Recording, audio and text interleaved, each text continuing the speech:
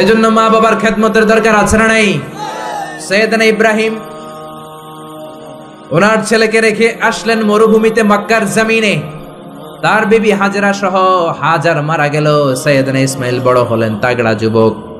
বুখারীর বর্ণনা, জুরহুম নামক কওমের একটা মেয়েকে বিয়ে করে সুখের সংসার করলেন। আল্লাহ বললেন, ইব্রাহিম যাও যাও তোমার ছেলেরা দেখতে যাও। বুখারীর বর্ণনা, সৈয়দনা ইব্রাহিম ইসমাইলের বাড়িতে দেখা করতে গেলেন, বেড়াতে গেলেন। সৈয়দনা ইসমাইল বাড়িতে নাই, বনে গিয়েছে শিকার করতে। কি করতে? সব নবীরা নিজ হাতে কামাই করে খেয়েছেন, ঠিক কিনা? শিকার করতে গিয়েছেন। সৈয়দনা ইব্রাহিম দরজার পাশ থেকে সালাম দিলেন, আসসালামু আলাইকুম। ভেতর থেকে কর্কশ কণ্ঠে, ঝাঁঝালো কণ্ঠে, রাগ মাখা কণ্ঠে একটা মেয়ে উত্তর দেয়, আলাইকুম আসসালাম।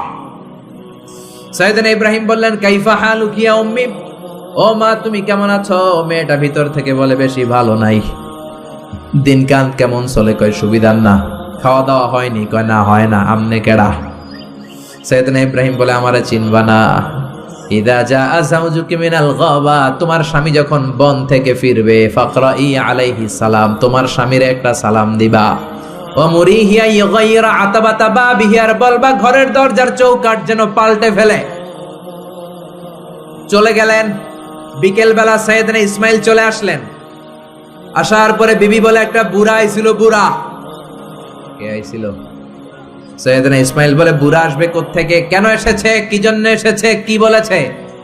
তার স্ত্রী বলতে লাগলো, আপনারে সালাম দিয়েছে, ওয়ালাইকুম আসসালাম, আর বলেছে আপনি যেন ঘরের দরজার চৌকাঠ যেন পাল্টে ফেলেন।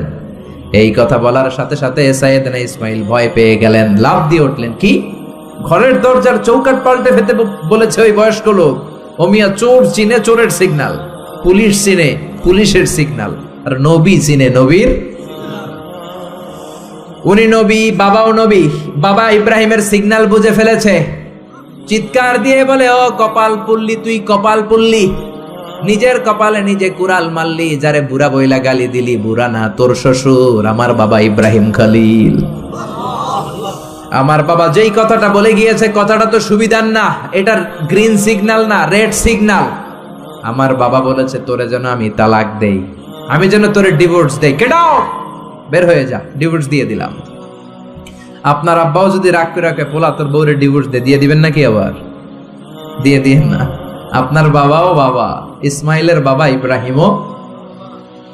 উনি সাধারণ বাবা নন, আল্লাহর পক্ষ থেকে ওহী পেয়ে উনি কথা বলেন। আপনার বাবাও যদি রাগ করে বলে, ও বাবা তোর বউরে তালাক দিয়েন না, কি করবেন? সংলাপ করবেন, সমঝোতা করবেন। আমাদের দুই নেত্রী সংলাপ করে না তো কি হইছে? আমরা ঘরে করুন, ঘরে ঘরে আমরা সংলাপ সমঝোতা করবো। চিল্লা এখন, ঠিক কিনা? মিটিং করবেন, মিলায়া দিবেন। ইসলাম বলে মিলায়া দাও, লাগায়া দিও না। কিছু লোক আছে লাগায়া দেয়, আছে না নাই? দুইজন ঝগড়া করে মিলায়া দেন, আপনার মর্যাদা বাড়িয়ে দিবে কে? আগুন ধরলে আপনারা কি দিয়া নিবান? অনেকে ওটার মধ্যে তেল ঢালে, আছে না নাই? আর একটু জ্বলুক, আর একটু লাগুক, ভালোই লাগে, আছে না নাই? বিশ্বনবী মিলায় দিতেন, লাগায় দিতেন না। আপনি মিলায় দিবেন, আল্লাহ আপনার মর্যাদা বাড়ায় দিবে। আপনার বাবা যদি বলে তোর বিবিরে তালাক দে, বাবারেও বুঝান, বউরেও বুঝান। আরে তালাক তো অনেক পরের কথা। আমরা ইসলামের দেয়া তালাকের সিস্টেম মেনে চললে বাংলাদেশের ডিভোর্স রেট কমে যাবে, কোনো তালাকই হবে না, ঠিক কি না? ইসলাম পঞ্চম স্টেপে তালাক দিতে বলেছে, ফিফথ স্টেপ। ফার্স্ট স্টেপ হচ্ছে ফাইদুহুন্না, ওয়াইফ কথা শুনে না, কক্সবাজার ঘুরতে নিয়ে যাও, কথা শুনবে। সুবহানাল্লাহ পড়েন। কথা শুনে না, যমুনা ফিউচার পার্কে নিয়ে যাবা, বসুন্ধরা শপিং কমপ্লেক্স থেকে দামি শাড়ি কিনে দেবা, আউটিং এ যাবা, হ্যাং আউট করবা, কথা শুনবে, ঠিক কি না? বিশ্বনবী বললেন, রিফকাম বিল কাওয়ারির, নারীদের মন নরম, তাদের সাথে নরম ভাবে কথা বলতে হবে, গরম হইলেই ঝামেলা, ঠিক কি না? তাহলে কথা না শুনলে প্রথমে আল্লাহ বললেন ফাইদুহুন্না, ওয়াজ করো, বেড়াতে নিয়ে যাও। এইটাতেও কাজ হয় না, 2 নম্বরে বললেন ওয়াহজুরুহুন্না ফিল মাদাজে, বিছনা আলাদা করো, তারে এক রুমে ঘুমাতে দাও, তুমি আর এক রুমে ঘুমাবা। এই বিচ্ছেদে হয়তো তার মনের মধ্যে হেদায়েত চলে আসবে, এইটাতেও কাজ হয় না। 3 নাম্বার স্টেপ, ওয়াদ্রিবুহুন্না, শাসন করো। অনেকে ওয়াদ্রিবুহুন্নার ব্যাখ্যা করে পিটাও, না, বিশ্বনবী তার একটা বিবিরও পিটায় নাই, ঠিক কি না? ওয়াদ্রিবুহুন্না মানে শাসন করো, একটু করা হও। যদিও শাব্দিক অর্থ পিটাও, কিন্তু এখানে পিটানোর অর্থ নেওয়া যাবে না। এর ব্যাখ্যা কি হবে? ব্যাখ্যা করতে যে মুফাসসিররা হয়রান হয়ে গিয়েছে। কোন মুফাসসির বলে ছোট্ট কাঠি দিয়া পিটাইবেন, এই কথা হনুস না কেন? দুইটা বাচ্চা হয়ে গেছে, এত সুখের সংসার, কত ঘুরলাম, কত সুন্দর সংসার করলাম, এখন সংসারটা ভেঙে গেলে আমার হবে কি? তুই আমার কৈতরি, তুই আমার টুনটুনি, তুই আমার পরাণের পরাণ, এরকম বইলা লাঠি দিয়ে আস্তে আস্তে বাড়ি দিবেন। অনেক মুফাসসির বলেছে না মেসওয়াক দিয়ে বাড়ি দিবেন, অনেক মুফাসসির কয় না কোল বালিশ দিয়ে পিটাইবেন, যাতে হাত পা না ভাঙে, ঠিক কি না? তাহলে ওয়াজ করলেন শোনে না, বিছানা আলাদা করলেন শোনে না, তারপরে তাদেরকে একটু কড়া হন, শাসন করেন, তা তো শোনে না। তারপরে কোরআন বলল ফাবাআসু হাকামাম মিন আহলিহি হাকামাম মিন আহলিহা, শ্বশুর পক্ষের লোকেরা, ওই পক্ষের লোকেরা, মুরব্বীরা বসে মিলমিশ করে দেওয়ার চেষ্টা করবে, তাতেও শোনে না। চারটা শেষ, এরপরে পঞ্চম নাম্বারে তালাক, তাও একবারে 3 তালাক দেওয়া যাবে না। তালাক দুই ধরনের, তালাক সুন্নি, তালাক বিদঈ। একটা হচ্ছে সুন্নতি তালাক, আর একটা হচ্ছে বেদাতি তালাক। বেদাত তালাক মানে রাগের মাথায় একসাথে 3 তালাক, বাইন তালাক, এগুলো আছে না নাই? না, এগুলো করা যাবে না। তালাক সুন্নি হচ্ছে আপনার বউয়ের যখন পিরিয়ড হয় না, আপনার আরে প্রথম ধাক্কায় কক্সবাজারে গেলেই তো আবার শান্তির সংসার শুরু হয়ে যাবে, ঠিক কি না? এজন্য ধাপে ধাপে ওমরে ফারুকের জামানায় এক লোক তার স্ত্রীকে 100 তালাক দিছে। বউ এসে বিচার দিছে, আমার জামাই আমার 100 তালাক দিছে। 100 তালাক দিছে, নিয়ে আসো তোমার হাজবেন্ডরে। নিয়ে আসা হলো, কিরে কয় তালাক দিছস? কয় 100। কি লেগে দিছস? দিবি 3টা। দিছস 100টা, কারণ কি? কয় মেজাজ গরম আছিল। ওমরে ফারুক বলে তারা বিচার করে দিচ্ছে, 3 তালাকে তোর বউ তালাক, বাকি 97 তালাক তোর পিঠের উপরে পড়বে। এরকম নিয়ম যদি বাংলাদেশে থাকে, উল্টা পাল্টা তালাক হবে? জোরে বলেন। এজন্য আপনার বাবা ও বাবা ইসমাইলের বাবা ইব্রাহিম, সাইয়েদনা ইব্রাহিম বললেন তালাক দাও, ইসমাইল তালাক দিয়ে দিলেন। ঘটনা মনে আছে তো, না ভুলে গেছেন? তালাক দিয়ে দিলেন, নতুন বিয়ে করলেন। 3 বছর পর আবার সাইয়েদনা ইব্রাহিম দেখা করতে আসলেন। আজকেও সাইয়েদনা ইসমাইল বাড়িতে নাই, বনে গিয়েছে শিকার করার জন্য। আজকেও সাইয়েদনা ইব্রাহিম এসে সালাম দিল, আসসালামু আলাইকুম। আজকে জাদুমাখা কণ্ঠে, মধুমাখা কণ্ঠে, সুরেলা কণ্ঠে একটা মেয়ে উত্তর দিল, ওয়া আলাইকুমুস সালাম। জিজ্ঞেস করলো কাইফা হালুক ইয়া উম্মি, মা কেমন আছো? মেয়ে কয় আলহামদুলিল্লাহ আলা কুল্লি হাল, সব সময় আমরা ভালো আছি। সুবহানাল্লাহ কইবেন না? দিনকাল কেমন যায়? কয় খুব ভালো। খাবার দাবার? কয় খুব ভালো। আপনি কে? আমার চিনবা না? মেয়ে বলে আপনারে আমি চিনতে চাই। এই মরুভূমিতে কেউ কোনোদিন আমাদের খবর নেয় না। কে আপনি? মুরব্বি বাজান, দয়ালু মানুষ, আমাদের খোঁজ খবর নেয়ার জন্য এসেছেন। বাইরে রোদ্রের মধ্যে দাঁড়িয়ে আছেন কেন? ভিতরে আসেন। সাইয়েদনা ইব্রাহিম ঢুকতে চায় না, মেয়েটা জোরাজুরি শুরু করেছে। জোর করে ঘরে ঢুকালো, শরবত বানিয়ে খাওয়ালো, রুটি বানিয়ে খাওয়ালো, খেজুর বানিয়ে খাওয়ালো, ছাগল পালতো ছাগলের দুধ খাওয়ালো। সাইয়েদনা ইব্রাহিম এই আপ্যায়ন দেখে চোখের পানি ছেড়ে মেয়েটার জন্য দোয়া করে দিল। ও মেয়ে, এইটাও মাইয়া, আগেরটাও। আহা, সাইয়েদনা ইব্রাহিম দোয়া করে দিল আর বললে, ইদা জাআ যাওজুকি মিনাল গাবা, তোমার স্বামী যখন বন থেকে ফিরে আসবে, ফাকরাই আলাইহিস সালাম, স্বামীর একটা সালাম দিবা। ওয়া মুরিহি আন ইউসবিতা আতাবাতা বাবিহি, আর বলবা ঘরের দরজার নতুন চৌকাঠ যেন জীবনেও না পাল্টায়। সাইয়েদনা ইসমাইল ফিরলেন। ওয়াইফ বলতেছে, নুরানি চেহারা এক আল্লাহর ওলির মতো লোক আসছিল, মুরব্বি টাইপের। মুরব্বি টাইপের এইটা শুনে তো সাইয়েদনা ইসমাইল ভড়কে গিয়েছে, লাভ দিয়ে উঠছে, কি মুরব্বি? কারণ আগের একটা তিক্ত অভিজ্ঞতা আছে না নাই? চিৎকার দিয়ে বলে, তাড়াতাড়ি বল কেমন আচরণ করেছিলি বল। বিবি বলে, আপনি ভয় পাবেন না, অনেক ভালো আচরণ করেছি, আপ্যায়ন করেছি। উনিও আমার মাথায় হাত বুলিয়ে দোয়া করেছেন, আপনারে সালাম দিয়েছেন, আর বলেছেন ঘরের দরজার নতুন চৌকাঠটা যেন জীবনেও আপনি না পাল্টান। আদরের চোটে বিবিকে জড়িয়ে ধরলেন, বললেন, ও বিবি, তুই তো পরীক্ষায় গোল্ডেন এ প্লাস। কি পাইছস? গোল্ডেন। নুরানি চেহারার যেই লোকটা এসেছিল সাধারণ কোন লোক নয়, তোমার শ্বশুর, আমার বাবা ইব্রাহিম খলিল। আমার বাবা চৌকাঠ বলতে তোকে বুঝিয়েছে আর বোঝাতে চেয়েছে, এই যে তোরে আমি বিয়ে করেছি, জীবনেও যেন তোরে তালাক না দেই। তোর হাতটা যে দুনিয়াতে আমি ধরেছি, তোর হাত ধরেই যেন দুজনে জান্নাতে ঢুকে যায়। এজন্য বাবা মার দোয়ার দরকার আছে না নাই? নিতে রাজি আছেন তো? আছেন? আছেন? আপনি যত বড় আল্লাহর ওলি হন, বাবা মা বদদোয়া দিয়ে দিলে সব শেষ, দুনিয়াও শেষ, আখিরাতও আমও শেষ, সালাও।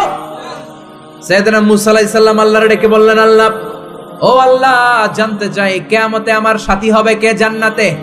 আল্লাহ বললেন, সাহিবুকা ফিল জান্নাতি জাজ্জার, কিয়ামতের দিন বিচারের শেষে তোমার সাথী হবে একজন কসাই। কে হবে?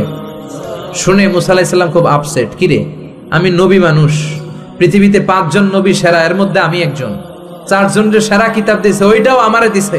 সরাসরি আমার সাথে আল্লাহ কথা বলতো আর জান্নাতে রাখবে কসাইয়ের লগে। ঘটনাটা কি? আল্লাহরে বললেন, আল্লাহ, কি আমল ওই কসাইয়ের, কেন কসাই যাবে?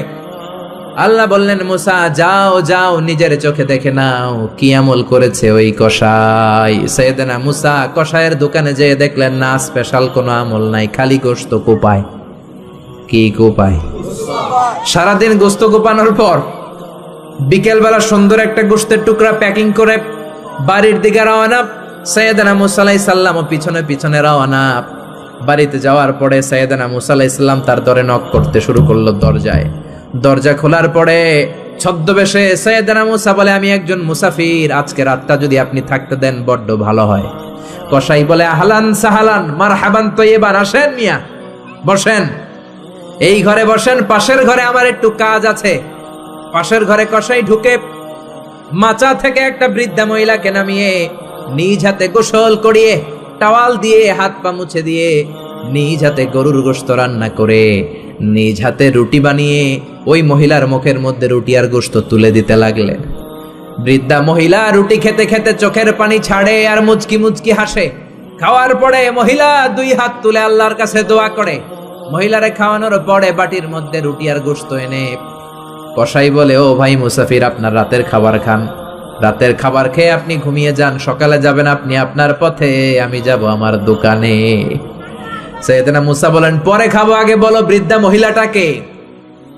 কসাই বলে, এই মহিলাটা ছাড়া দুনিয়ায় আমার আর কেউ নাই, আমি ছাড়াও এই মহিলাটার আর কেউ নাই। এই মহিলাটার কেউ নাই, এই মহিলাটা হলো আমার জনম দুঃখিনী মা। মা ছাড়া আমার পৃথিবীতে আর কেউ নাই, আমি ছাড়াও আমার মায়ের আর কেউ নাই।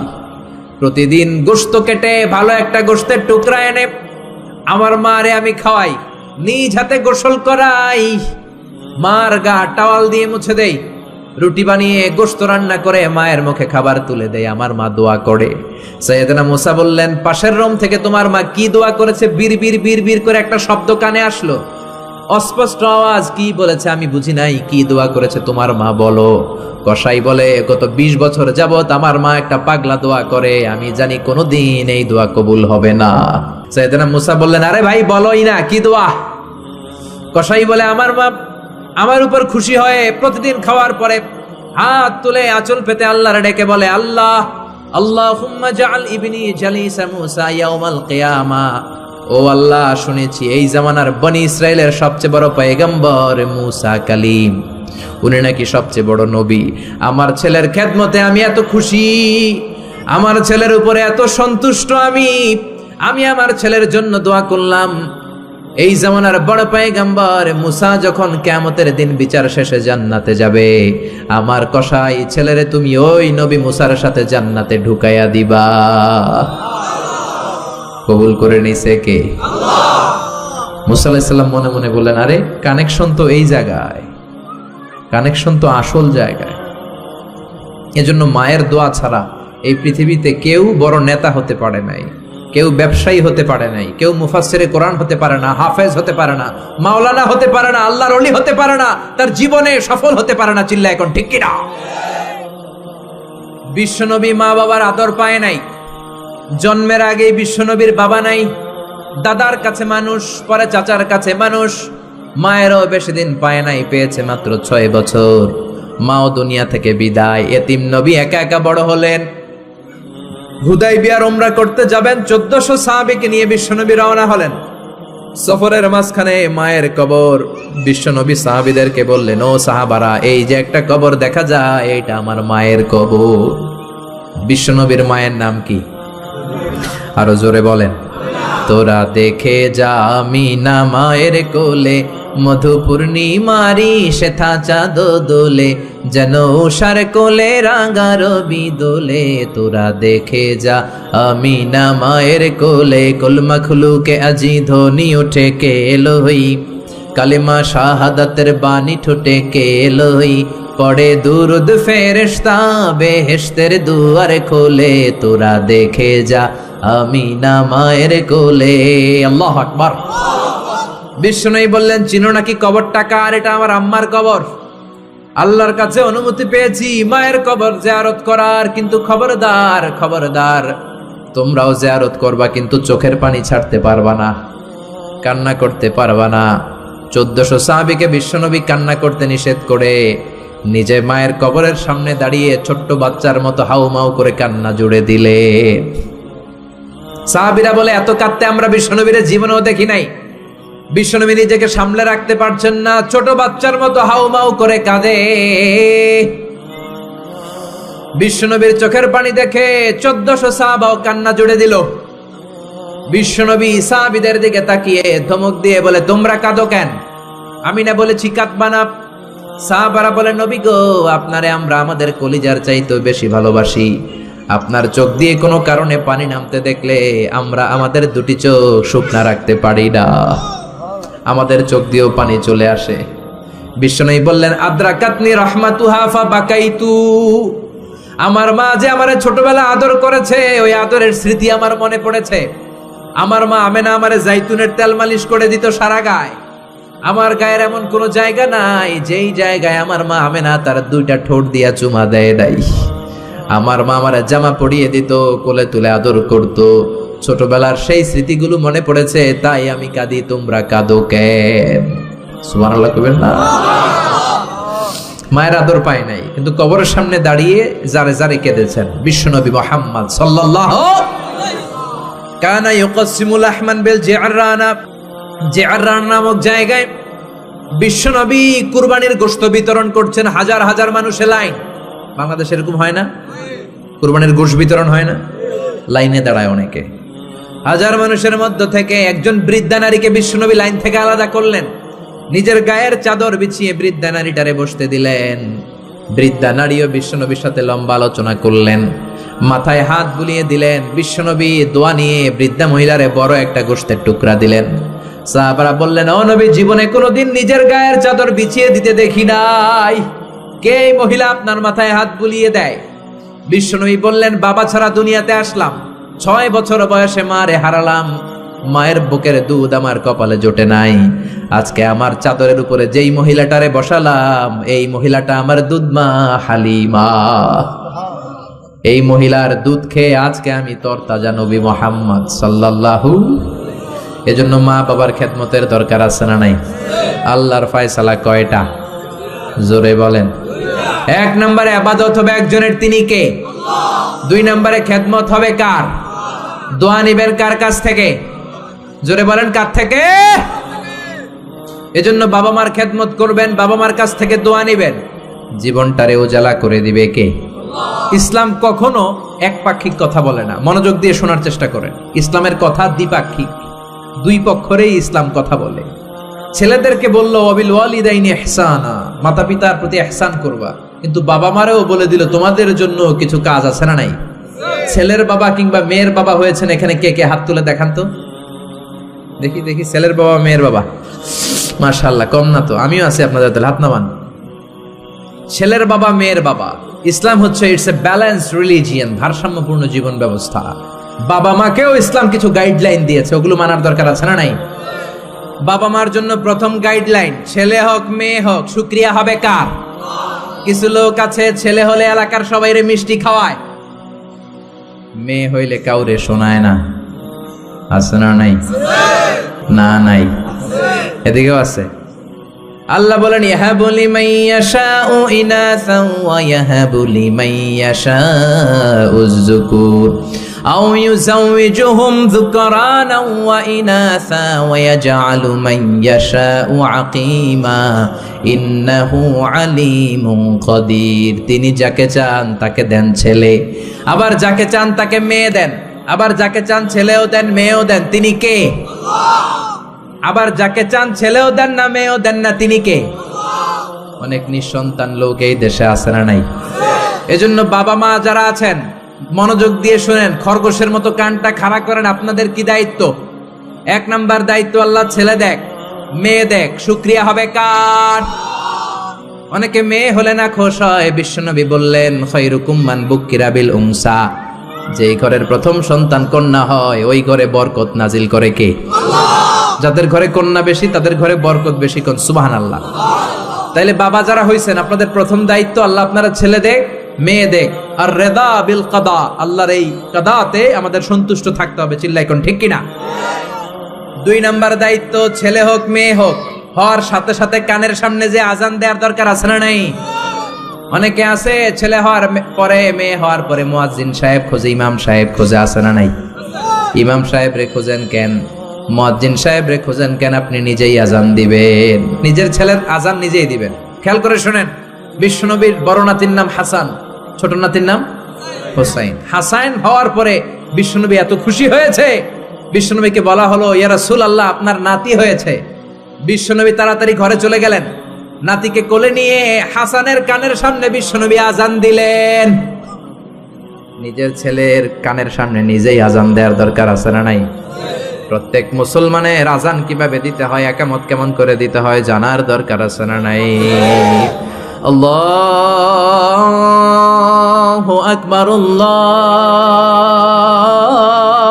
আকবার, আল্লাহু আকবার, আল্লাহু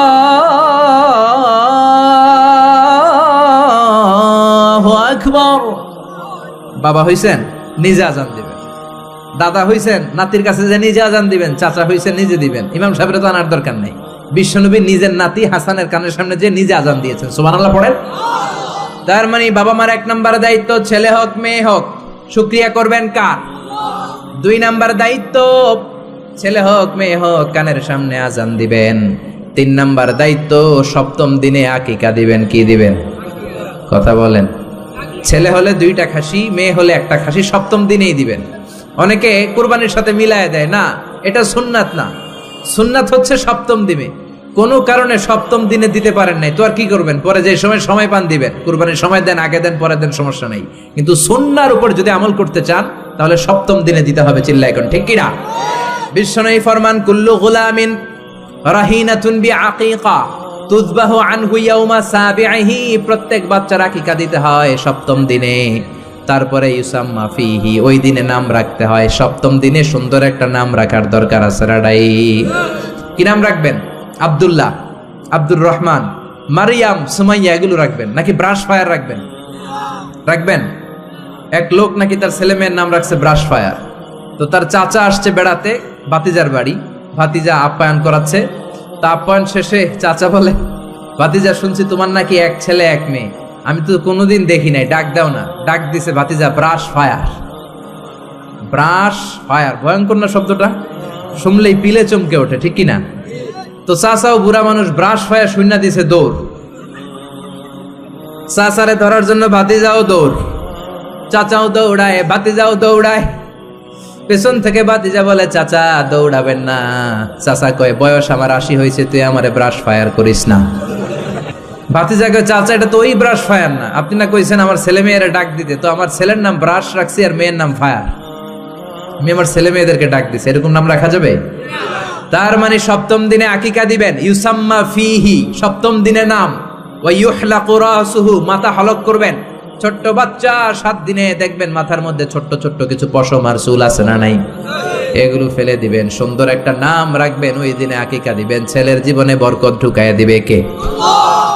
তারপরে 5 নাম্বার দায়িত্ব, ওয়াল ওয়ালিদাতু ইউরদি'না আওলাদাহুন্না হাওলাইনি কামিলাইনি লিমান আরাদা আই ইউতিম্মার রাদাআ। ছেলে হোক মেয়ে হোক 2 বছর দুধ খাওয়ানোর দরকার আছে না নাই? টানা 2 বছর দুধ খাওয়াবেন। অনেক মা আছে ছেলে মেয়েরে দুধ খাওয়াতে চায় না, ফিডার খাওয়ায়। কি খাওয়ায়? তো এই জন্যই তো আপনি বুড়া হইলে আপনারে বৃদ্ধাশ্রমে রেখে আসবে, কারণ কষ্ট তো আপনি সহ্য করেন নাই, ঠিক কিনা? অনেক মা আছে ডানু খাওয়ায়, ডানু ল্যাকটোজেন খাওয়ায়, ফিডার খাওয়ায়, বডি ফিটনেস নষ্ট হয়ে যাবে এই জন্য। আছে না নাই?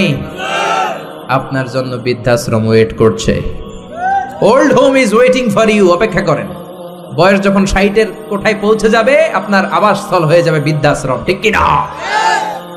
এজন্য মায়েরা ছেলে মেয়েদেরকে 2 বছর দুধ খাওয়াবেন।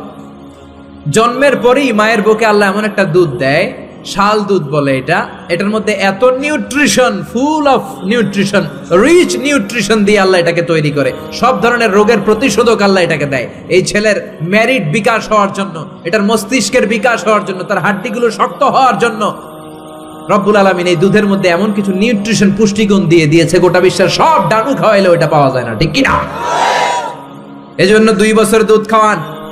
এরপরে ছেলে যখন আব্বু আব্বু বলে, আম্মু আম্মু বলে, তার হাতে কোরআন তুলে দেন। কি তুলে দেন? সবার আগে কোরআন, পরে অন্য জ্ঞান। Teach your children the Holi Quran, the Holi Quran will teach your children everything. আপনি আপনার ছেলের কোরআন শিখান, কোরআন আপনার ছেলের গোটা বিশ্ব শিখাই দিবে। চিল্লায় বলেন ঠিক কিনা? এরপরে দায়িত্ব হচ্ছে হুব্বুহুম ওয়া কাদাউল ওয়াক্তি মাআহুম, তাদেরকে ভালোবাসবেন, তাদেরকে সময় দিবেন, নিয়ে বেড়াতে যাবেন। এখন আধুনিক কিছু ফ্যামিলিতে বাবাও চাকরিজীবী, মাও চাকরিজীবী, এরকম মডার্ন ফ্যামিলি আছে না নাই? বাবা মা যখন চাকরির জন্য বের হয়, ছেলে মেয়ে থাকে ঘুমে, আবার রাত্রে যখন ফিরে তখনও থাকে ঘুমে। শুক্রবার ছাড়া বাবা আর ছেলের দেখা হয় না, এরকম ফ্যামিলি আছে না নাই? তো এই বাবার জন্য বৃদ্ধাশ্রম আছে না নাই? জোরে বলেন, জোরে বলেন। এজন্য সময় দিবেন, সময় কাটাবেন। অনেকে বাবাও চাকরি করে, মাও চাকরি করে, ছেলে মেয়ে মানুষ হয় কাজের মেয়ের কাছে। তো কাজের মেয়ের কাছে যদি ছেলে মেয়ে মানুষ হয়, তারা কাজের মেয়ের আচরণ নিয়ে বড় হবে।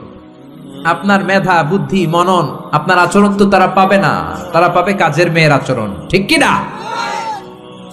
আকরা ইবনে হাবেস আত-তামিমি বিশ্বনবীর সাহাবী, বিশ্বনবীর পাশে বসা। বিশ্বনবী একবার হাসানকে কোলে নেয়, হাসান নামে হোসাইনকে কোলে নেয়। বিশ্বনবী একবার হাসান রে চুমু দেয়, আর একবার হোসাইন রে চুমু দেয়। আকরা ইবনে হাবেস আত-তামিমি বলে, নবী গো, আপনি আপনার নাতিকে এত আদর করেন। রব্বুল আলামিন আমাকে 10টা ছেলে দিয়েছে, আমি আমার কোন ছেলের জীবনে একটা চুমু দেই নাই। 10টা ছেলে, একটা ছেলেরও চুমু দেই নাই, আপনি নাতির এত চুমু দেন, এত আদর করেন। বিশ্বনবী বললেন, খবরদার আকরা, কি কথা শোনালা?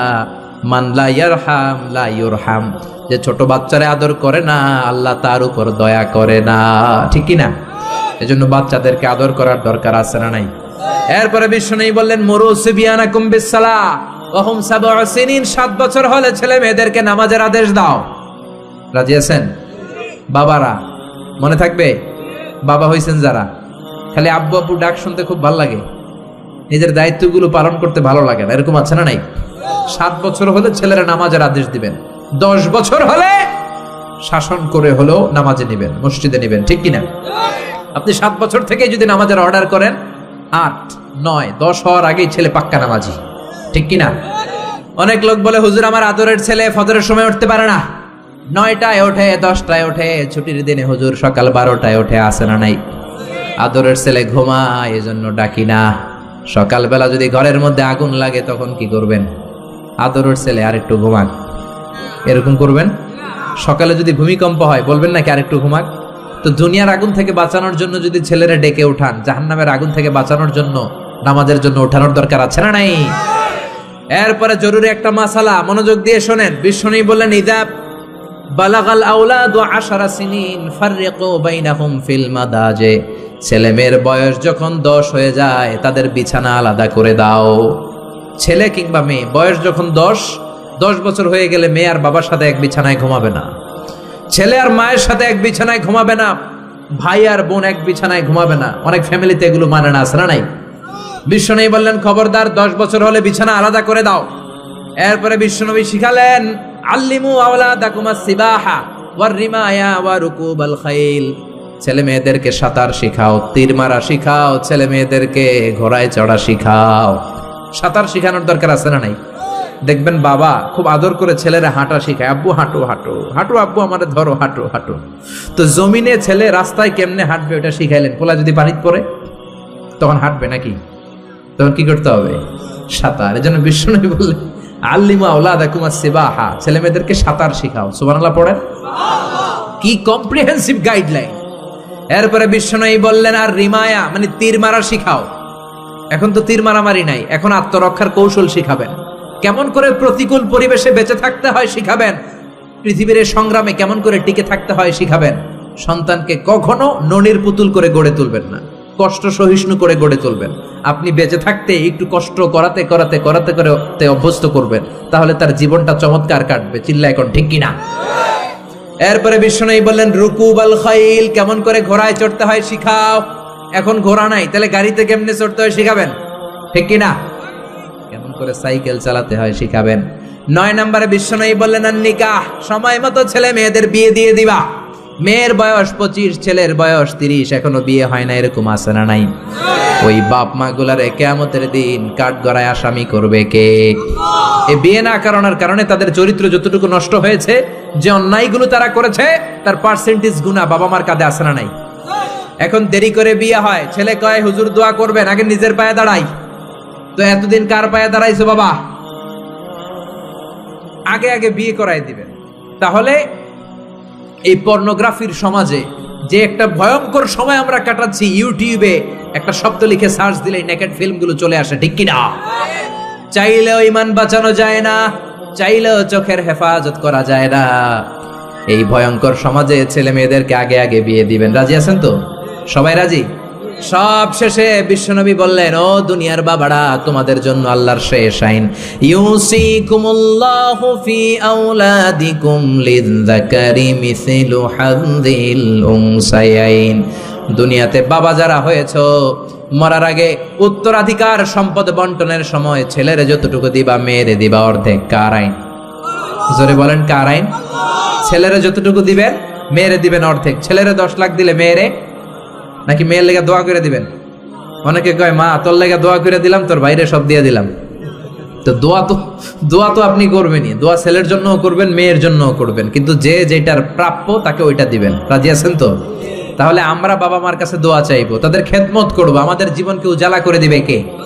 আর বাবা মা আমাদেরকে ভালোবাসবে, আমাদেরকে গঠন করবে, তাহলে তাদের জীবনকেও নুরানি করে দিবে কে?